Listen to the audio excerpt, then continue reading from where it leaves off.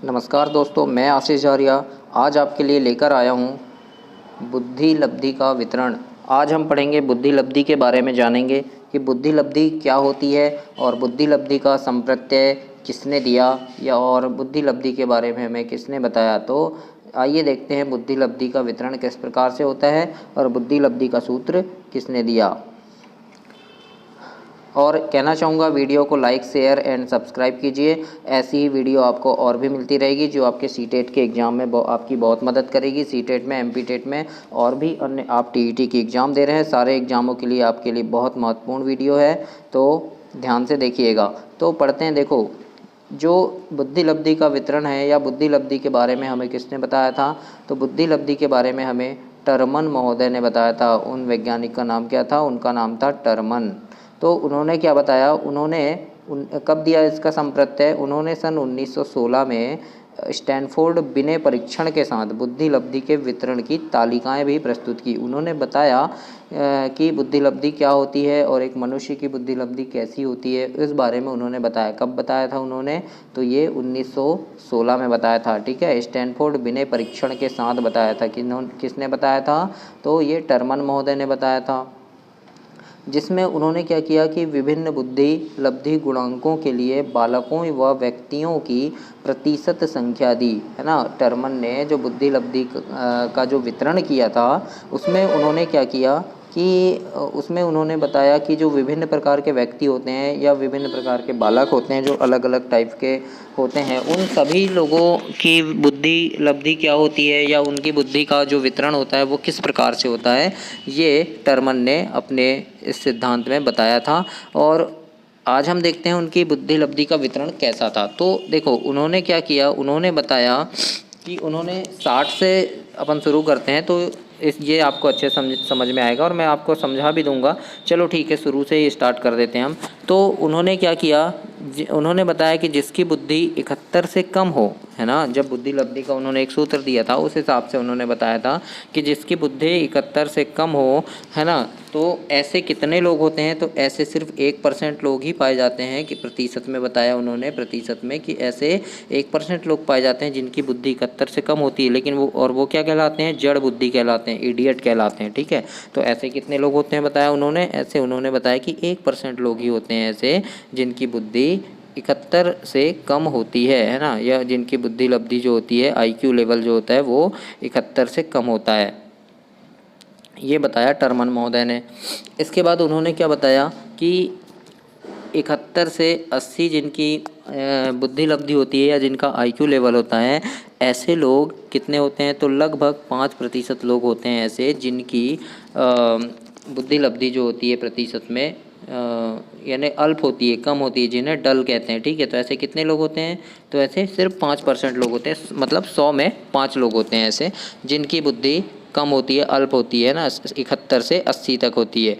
इसके बाद क्या है? इसके बाद है 81 से 90। तो 81 से 90 जिनकी बुद्धि लब्धि होती है, IQ लेवल होता है, ऐसे कितने लोग होते हैं बताया उन्होंने? ऐसे उन्होंने बताया 14% लोग ऐसे होते हैं जिनकी बुद्धि लब्धि मंद होती है ना, मंद बुद्धि के होते हैं। ऐसे कितने लोग होते हैं? 14% लोग होते हैं जिनकी बुद्धि लब्धि या IQ लेवल कितना होता है? 81 से 90 होता है। ये किसने बताया? टर्मन ने बताया। इसके बाद उन्होंने क्या बताया कि 91 से 110 जिनका IQ लेवल होता है, ऐसे कितने होते हैं? ऐसे होते हैं 60% लोग। ठीक है, तो ये जो 60% है, ये क्या कहलाता है? ये आता है सामान्य लेवल में। किस में आता है? सामान्य में आता है ना। ये देखो, ये 60%, ये क्या सामान्य बुद्धि वाले होते हैं, एवरेज।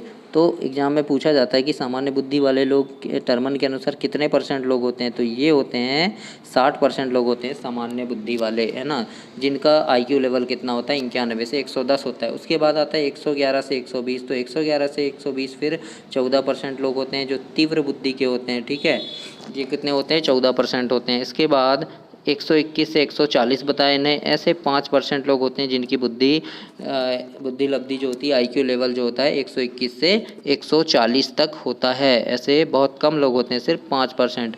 और 140 से अधिक जिनका आईक्यू लेवल है, ऐसे सिर्फ 1% लोग ही होते हैं जिनका आईक्यू लेवल कितना होता है, 140 से अधिक होता है। ये प्रतिभाशाली होते हैं जिनको हम गॉड गिफ्टेड भी बोलते हैं, है ना, गॉड गिफ्टेड भी कहा जाता है। यानी इनका जो आईक्यू है इन्हें गॉड की तरफ से गिफ्ट मिला है। तो ऐसे कितने लोग होते हैं, सिर्फ 1% लोग होते हैं। ये क्या था, हमने अभी क्या देखा, बुद्धि लब्धि का वितरण देखा कि जो टर्मन महोदय थे जिनके बारे में अभी हमने पढ़ा, जो टर्मन थे जिन्होंने बुद्धि लब्धि का संप्रत्यय दिया है 1916 में दिया है इन्होंने। तो इन्होंने क्या बताया कि बुद्धि लब्धि का वितरण दिया इन्होंने। अभी हमने पढ़ा बुद्धि लब्धि का वितरण की कैसे इन्होंने बुद्धि लब्धि का वितरण दिया। कितने प्रतिशत लोग जो होते हैं कम बुद्धि वाले, कितने प्रतिशत होते हैं जड़ बुद्धि, मंद बुद्धि, या 140 से अधिक जिनका आईक्यू लेवल होता है उन्हें क्या कहते हैं, कितने प्रतिशत लोग होते हैं। तो ये हमने देखा, है ना, इसके बारे में पढ़ा। अब हम आगे पढ़ते हैं बुद्धिमत्ता स्तर, है ना। उन्होंने बुद्धिमत्ता स्तर के बारे में भी बताया। तो उन्होंने बुद्धिमत्ता स्तर के बारे में क्या बताया कि ऐसे लोग जिनकी बुद्धि 140 से अधिक होती है, ये क्या होते हैं, प्रतिभाशाली होते हैं। ठीक है, ये किसने कहा, ये कहा टर्मन महोदय ने। ठीक है, अब इधर से देखते हैं, देखो 0 से 25 जिनका आईक्यू लेवल होता है, जिनका आईक्यू लेवल 0 से 25 होता है, वो कैसे होते हैं, जड़ बुद्धि होते हैं, यानी बहुत कम, है ना। और पूछा जाता है एग्जाम में क्वेश्चन कि 0 से 25 आईक्यू लेवल वाले कैसे होते हैं, तो जड़ बुद्धि होते हैं, याद रखना। उसके बाद 25 से 49 जिनका आईक्यू लेवल है, बुद्धिमत्ता स्तर है, वो कैसे होते हैं, मूढ़ होते हैं। ठीक है, और 50 से 69 जिनका आईक्यू लेवल है, वो कैसे होते हैं, मूर्ख होते हैं, है ना। समझ में आया। जब वहाँ पे प्रश्न दे देता है कि किसी व्यक्ति की मानसिक आयु इतनी है तो वास्तविक आयु इतनी है, तो आईक्यू लेवल क्या होगा, या आईक्यू लेवल बताइए, तो आपको निकाल के बताना पड़ेगा। अभी हम देखते हैं आगे और निकालेंगे, कैसे निकालते हैं मैं बताऊंगा आपको। जिनका लेवल देखो 70 से 79 होता है, वो कैसे होते हैं, क्षीण होते हैं। ऐसे ही 80 से 89 वाले मंद बुद्धि होते हैं। 90 से 109 वाले औसत बुद्धि के होते हैं, या आईक्यू लेवल इनका औसत रहता है। 110 से 119 वाले तीव्र बुद्धि के होते हैं, और 120 से 139 वाले प्रखर बुद्धि के होते हैं। इसके पहले हमने प्रतिशत देखा था कि कितने प्रतिशत लोग ऐसे होते हैं। अब हम देख रहे हैं कि इन्हें क्या कहते हैं। तो एक जैसे 90 से 109 वाले क्या होते हैं, औसत बुद्धि के होते हैं। तो ऐसा पूछ सकता है आपसे, है ना, कि इन्हें क्या कहते हैं, आपको पता होना चाहिए। अब देखते हैं, देखो टर्मन महोदय ने एक सूत्र दिया था, और उस सूत्र के द्वारा बताया था कि किसी की बुद्धि लब्धि निकालना है या आईक्यू लेवल ज्ञात करना है तो कैसे करते हैं। तो उन्होंने एक सूत्र दिया था, मानसिक आयु बटे वास्तविक आयु, है ना, गुणित 100। ये क्या था, ये उनका सूत्र था आईक्यू लेवल निकालने का, है ना। क्या था, मानसिक आयु बटे वास्तविक आयु गुणित 100। तो देखो, जैसे मान लो एग्जाम में प्रश्न पूछा कि किसी व्यक्ति की मानसिक आयु कितनी है, 5 है ना, और वास्तविक आयु 10 है, तो उसका आईक्यू लेवल क्या होगा। तो कैसे निकालेंगे, ऐसे निकालेंगे हम, है ना, ऐसे निकालेंगे। तो आईक्यू लेवल कितना आएगा इनका, 50 आया, है ना। अब हम यहाँ इससे पहले हमने क्या पढ़ा था कि आईक्यू लेवल 50 है तो कैसा होगा इंसान, कैसा होगा पढ़ा था। देखो आइए देखते हैं इसको कि आईक्यू लेवल 50 है तो कैसा होगा। देखो 50 कहाँ पे है, ये देखो 50 से 69 है आईक्यू लेवल, तो कैसा हो जाएगा, मूर्ख हो जाएगा। आंसर वहाँ रहेगा, ऑप्शन में रहेगा, मूर्ख होगा, मंदबुद्धि होगा, तीव्र बुद्धि होगा, या जड़ बुद्धि वाला होगा। तो आपको बताना पड़ेगा कैसा होगा, मूर्ख होगा। ऐसे प्रश्न पूछा जाता है ना। मानसिक आयु दे देगा, वास्तविक आयु दे देगा, और आपसे पूछेगा आईक्यू लेवल बताइए क्या होगा, और उस आधार पर व्यक्ति कैसा है, तो उस आधार पर व्यक्ति बताना पड़ेगा आपको। आईक्यू लेवल कितना आया इनका, 50 आया, तो व्यक्ति कैसा है, मूर्ख होगा। तो ये हमने पढ़ा टर्मन के द्वारा दिया गया सिद्धांत आईक्यू लेवल कैसा के बारे में। कब दिया था इन्होंने, याद रखना 1916 में दिया था, है ना। स्टैनफोर्ड विनय परीक्षण के साथ दिया था। टर्मन ने अपने बुद्धि लब्धि का जो सिद्धांत दिया था वो दिया था। और बुद्धि लब्धि का वितरण पढ़ा हमने, और उसके बाद क्या जाना कि बुद्धिमत्ता स्तर क्या होता है लोगों का, ये जाना, है ना। 140 से अधिक जो होते हैं 1% लोग ही होते हैं।